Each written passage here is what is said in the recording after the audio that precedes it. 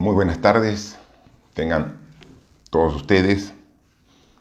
Hoy, como todas las semanas, nos comunicamos por este medio con toda la gente que tiene interés en conocer nuestra posición sobre temas de coyuntura. Siempre tratamos de que sea el mismo día, ¿no?, para que puedan hacernos el seguimiento correspondiente.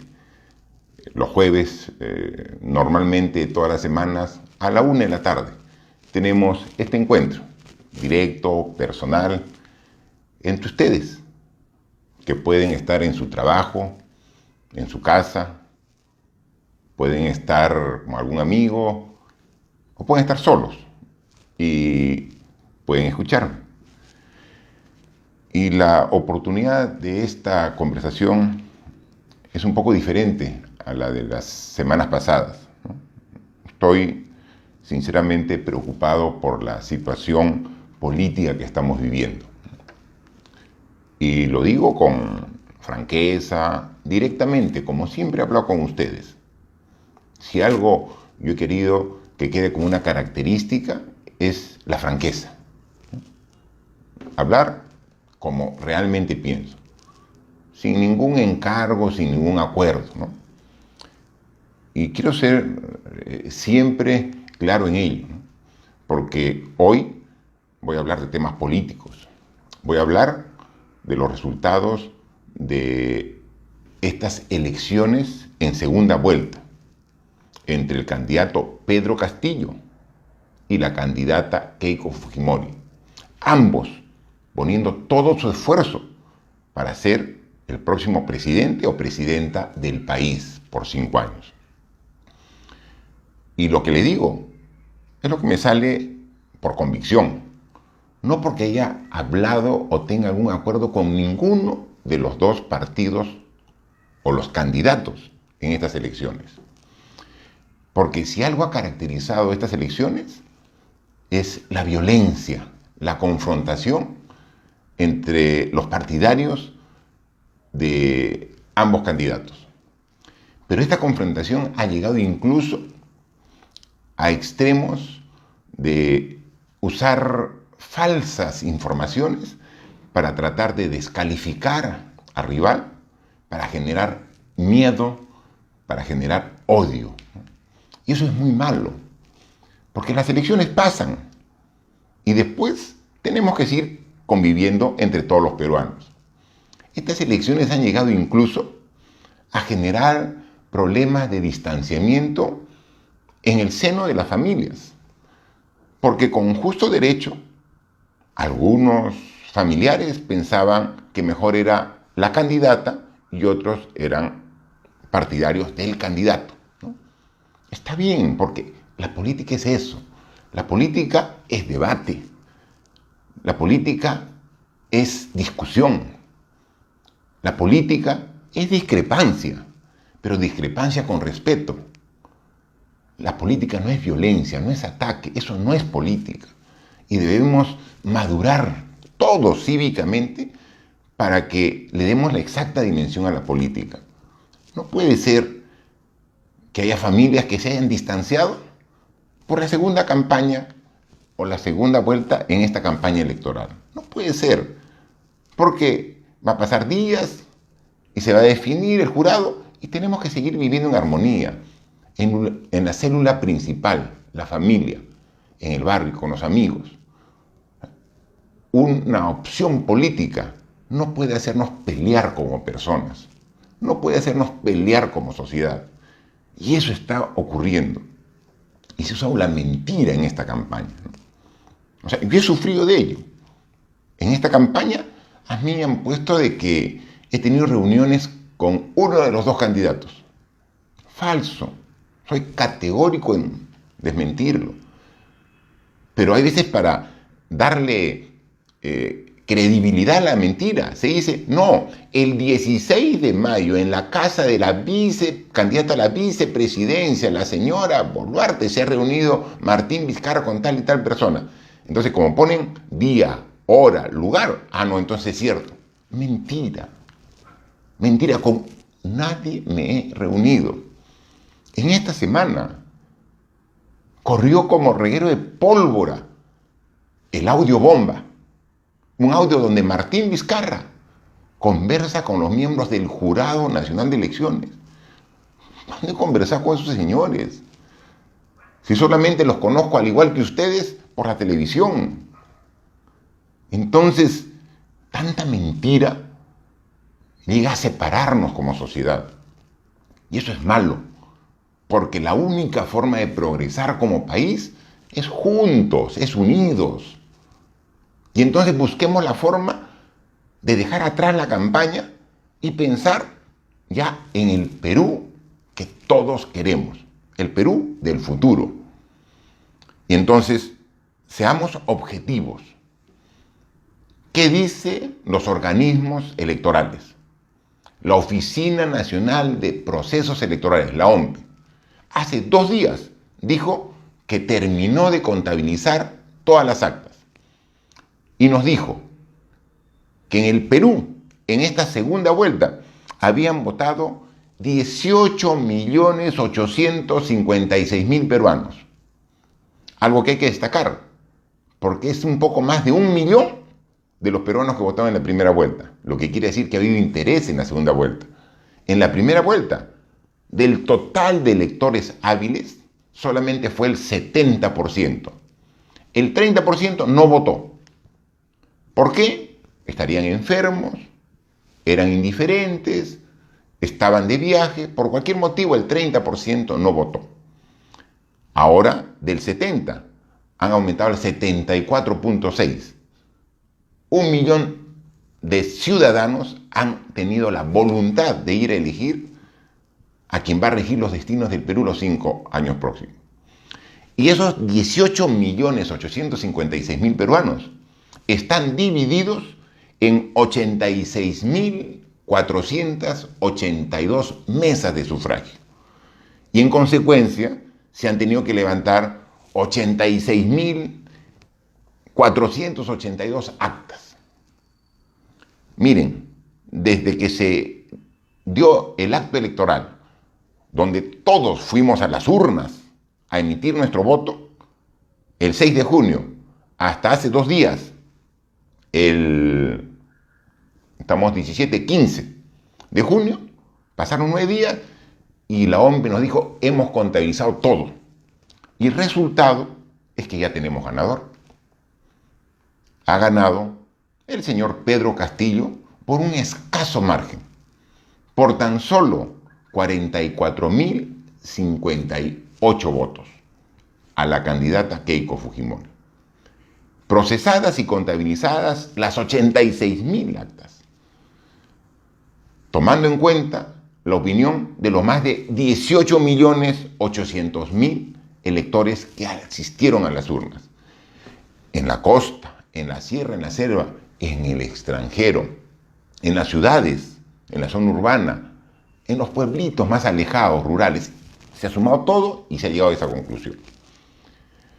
La candidata que ha perdido no acepta la derrota, repitiendo la historia de hace 5 años, dice que no ha perdido y en consecuencia va a impugnar entre 800 a 1.000 actas. Que lo haga, está en su derecho. Y que el Jurado Nacional de Elecciones, cumpliendo la ley, absuelva y determine lo que tiene que hacer. Y todos tenemos que respetar. Pero lo que queda claro que en la contabilización está definido que ganó por escaso margen, por 0.25%, el candidato de Perú Libre respecto a la candidata de Fuerza Popular. Pero ¿qué cosa es lo que preocupa? Que incluso la candidata que ha perdido las elecciones, que está impugnando mesas, ya prevé que a pesar de las impugnaciones no va a ganar. ¿Y qué cosa es lo que dice? Ah, no, entonces me voy a ir al Tribunal Constitucional. Ah, no, y si no me hacen caso, me iré pues a instancias internacionales. Me voy a la OEA, me voy a la Unión Europea, me voy... Cuando sabemos todos que en un proceso electoral El Jurado Nacional de Elecciones es la última instancia. ¿Qué queremos? ¿Estar en esta situación de incertidumbre indefinidamente? ¿No nos damos cuenta el daño que le estamos haciendo al país? Ya es tiempo de voltear la página y ponernos a discutir sobre los verdaderos problemas que tenemos los peruanos. La segunda ola de la pandemia, que le estamos sufriendo ya hace 15 meses, está disminuyendo. Pero nadie nos puede asegurar que si no tenemos todo el cuidado, puede haber un recrecimiento en los meses posteriores. Y esta incertidumbre política, esta falta de autoridad, puede generar las condiciones para una tercera ola. Seamos responsables. Pero además, la pandemia no solamente nos ha dejado lamentables pérdidas de vidas humanas, nos ha dejado una situación económica muy difícil, nos ha dejado una situación social que hay que atender y no hay tiempo que perder. Se estima que alrededor de 2 millones de peruanos perdieron su trabajo durante la pandemia.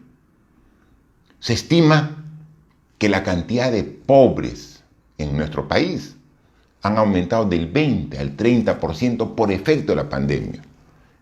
Y en nuestro país no es el único caso, es a nivel mundial, son las consecuencias sociales y económicas. Y mientras otros países están unidos viendo cómo atienden esos problemas económicos y sociales, aquí estamos en una confrontación política que queremos alargarla indefinidamente. Por favor, no podemos pensar en el Perú como nos comprometimos y firmamos acuerdos y documentos de que íbamos a respetar el resultado de las elecciones. Elecciones que los organismos nacionales han dicho que se han llevado de manera correcta.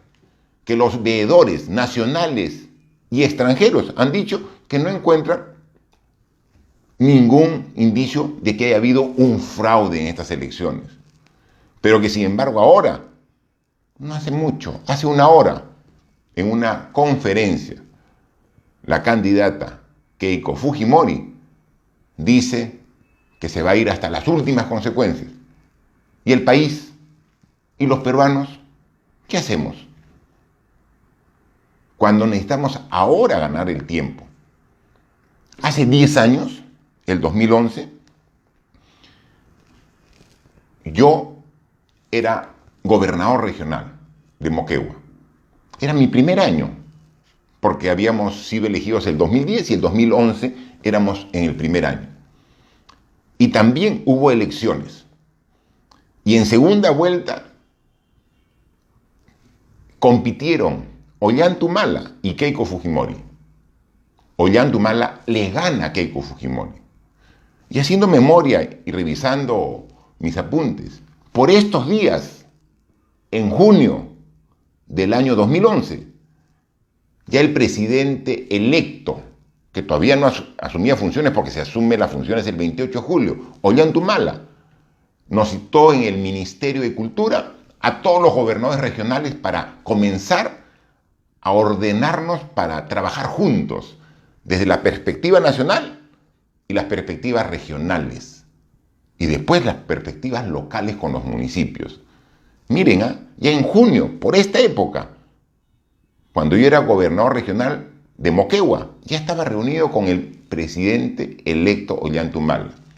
Y ahora se dice que no, que hay que revisar, que hay que hacer una auditoría a todas y que hay que pedir la firma de los 18 millones de peruanos. O sea, y no solamente se afecta la política, la inestabilidad, sino también las inversiones públicas y privadas. Un cambio de gobierno siempre detiene la máquina, porque van a entrar nuevas autoridades, van a entrar nuevos funcionarios. Entonces agilicemos la transferencia, porque si no, en los 25 gobiernos regionales, en los 1.800 municipios, se va a retraer la inversión y las obras que están actualmente en operación van a tener que detenerse si es que la transferencia es lenta o de último momento. Y estamos a solo 6 semanas del 28 de julio. Entonces, no perdamos tiempo. Ahora, la inversión privada. ¿Creen que esta inestabilidad le hace bien a la inversión privada? Ya creo que debemos todos responsablemente pensar cómo recuperamos los 2 millones de puestos de trabajo. ¿Cuánto va a asumir la inversión pública a través de una inyección y reactivación económica del sector público? ¿Y cuánto de ello va a asumir la inversión privada? ¿En qué rubros? ¿En qué sectores económicos? ¿Qué facilidades de inversión se va a dar? Todo eso tenemos que trabajarlo. Pero no. Seguimos pensando que en los sitios más alejados, en los sitios más pobres, donde mayoritariamente se votó por un candidato, hay que anular esas mesas.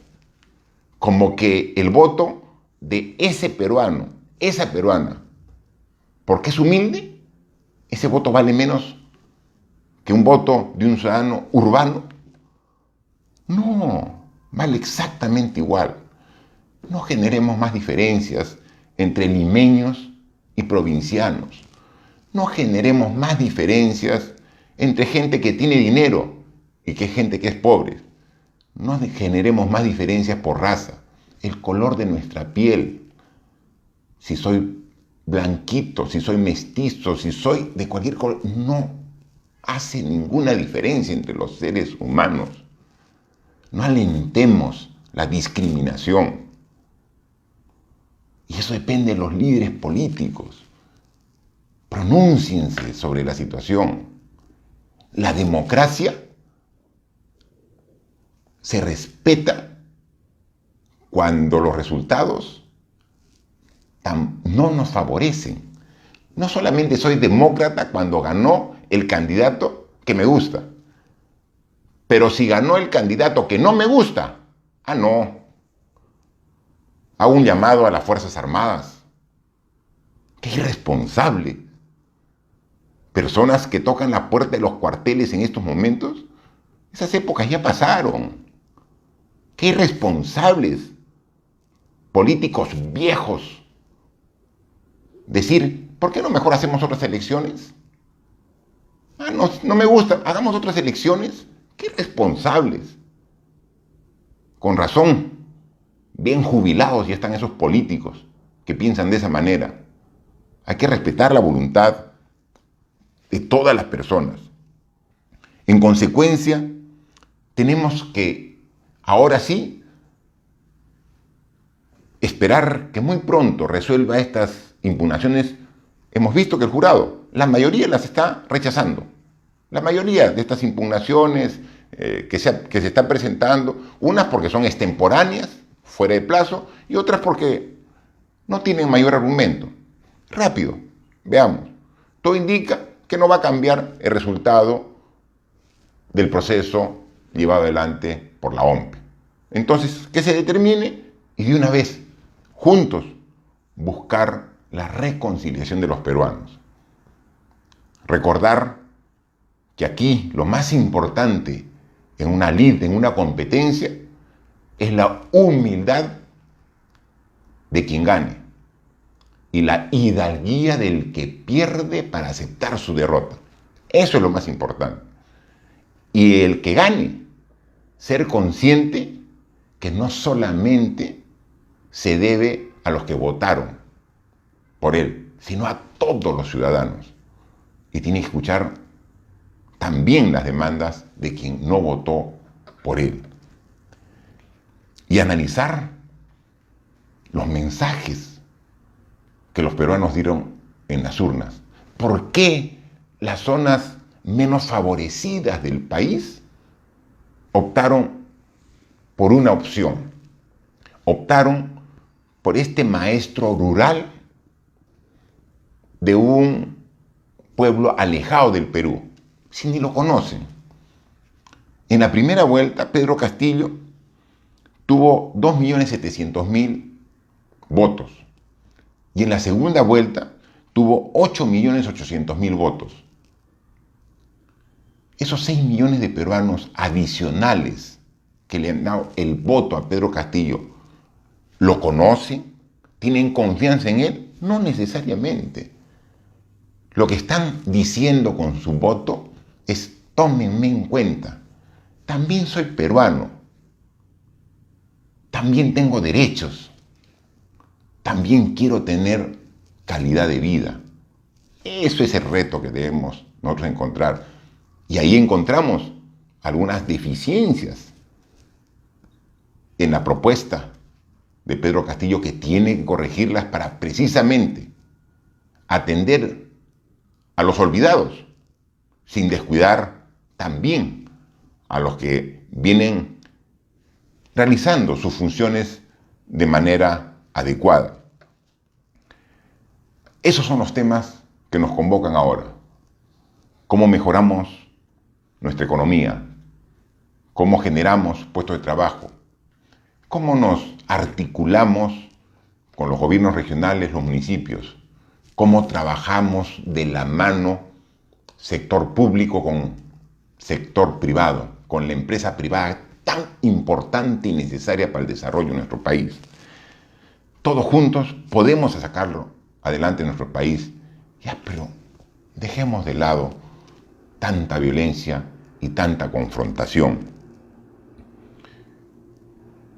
Y en esta confrontación y en esta situación política vemos que el Congreso de la República está en plena entrevista a los candidatos al Tribunal Constitucional. Una institución, un organismo tan importante como el Tribunal Constitucional no puede ser elegido en las postrimerías de la gestión de un parlamento. Yo creo que lo razonable, lo justo, es que esa mini legislatura que creó este Congreso, inédita, porque nunca antes había esta mini legislatura de un mes para hacer reformas constitucionales que se cayeron. Ya no hay reformas constitucionales, no tiene sentido. Así como pedimos celeridad en la toma de decisiones a los organismos electorales para comenzar la transferencia de gobierno, también le pedimos, con todo respeto, al Congreso, que está terminando funciones, que comiencen a empacar sus documentos y a comenzar a pensar en transferencia y no en los últimos días estar tomando decisiones tan importantes como elección de los nuevos miembros del Tribunal Constitucional. Es decir, lo único que les pido, tomemos decisiones y acciones pensando en el Perú, no en intereses personales. Yo creo que si nuestras autoridades, nuestros políticos, nuestros dirigentes piensan en el Perú primero, podemos salir de la difícil situación en la que nos encontramos actualmente. Muchas gracias.